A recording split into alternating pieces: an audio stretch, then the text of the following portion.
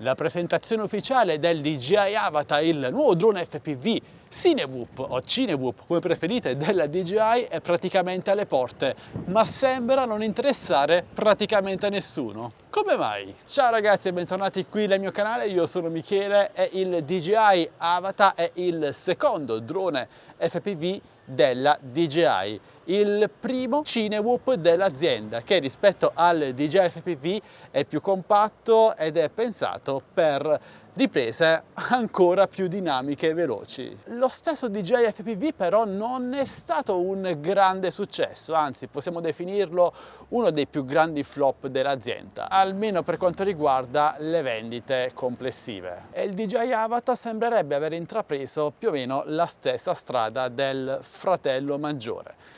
Per quale motivo direte voi? Beh, in realtà ci sono almeno un paio di motivi, ma prima di dirveli voglio dirvi la verità. Io ho avuto modo già di testare con mano il DJI Avata, è arrivato a un rivenditore qui della mia zona e l'ho trovato abbastanza carino, ha dei comandi molto diretti, è molto reattivo, è davvero divertente da pilotare, la qualità fotografica è tutta da valutare, poi magari vedremo una recensione completa, però ci sono questi due grandi problemi. Il primo problema è che in tanti, me compreso, si aspettavano da parte della DJI un DJI FPV Mini, ovvero un drone FPV da 250 grammi, anzi sotto i 250 grammi, in modo da poterlo pilotare senza patentino e anche in scenario urbani o comunque senza troppi vincoli. Purtroppo così non è stato, il DJI Avata ha un peso compreso tra i 400 e i 500 grammi, quindi come il fratello maggiore, come il DJI FPV, può essere pilotato solo seguendo determinate regole, accorgimenti e evitando determinati luoghi. Il secondo motivo, ragazzi, forse ancora più importante, è che si tratta di un drone FPV Cinewhoop, quindi FPV è già una nicchia di mercato rispetto ai droni classici e il Cinewhoop è un'ulteriore nicchia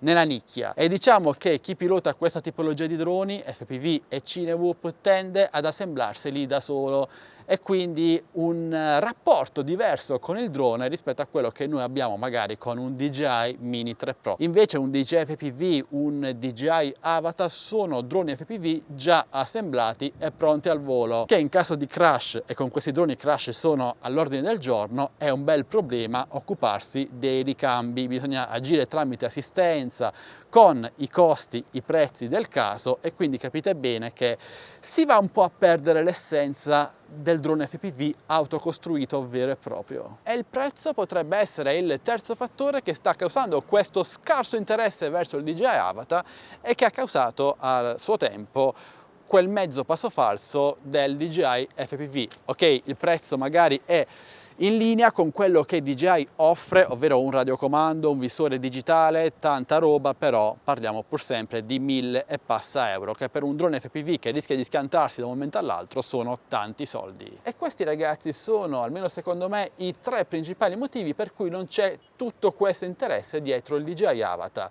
a differenza magari di un DJI Mini 3 Pro. È strano che DJI, dopo le scarse vendite del DJI FPV, voglia continuare questa strada. Comunque stiamo a vedere, magari uscirà fuori un bel drone, lo proveremo insieme e trarremo qualche conclusione. Voglio sapere ora però voi cosa ne pensate del DJI Avata, lo trovate un drone interessante oppure no? Lo acquistereste o avete qualche riserva? Beh, parliamone insieme qui sotto nei commenti. Vi segnalo inoltre che è in corso l'Amazon Prime Day e c'è il DJI Mini 2 Combo con DJI Care Refresh inclusa a 499 euro, un prezzo davvero eccezionale. Vi lascio tutti i link e coupon sia del Mini 2, dell'Avata quando uscirà eccetera eccetera qui sotto in descrizione video. Anche il DJI FPV Combo compreso di radiocomando, visore eccetera eccetera viene scontato molto spesso sotto i 1000 euro, quindi entrate su Telegram, linkato qui sotto in descrizione video per non perdervi queste offerte. Bene ragazzi, passo la palla a voi, aspetto i vostri commenti qui sotto, noi ci salutiamo e ci diamo appuntamento al mio prossimo video, sempre che voi vogliate, sempre qui su Addicted to Tech.